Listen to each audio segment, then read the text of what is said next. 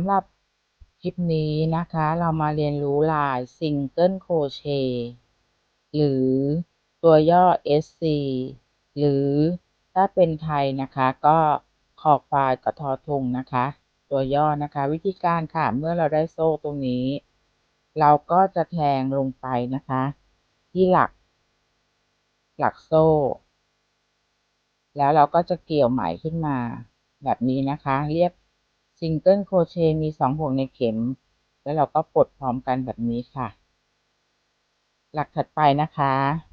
อันนี้นะคะแล้วเราก็เกี่ยว2ห่วงแล้วก็ปลดแบบนี้นะคะเรียกลายซิงเกิลโครเชต์ค่ะแบบนี้นะคะ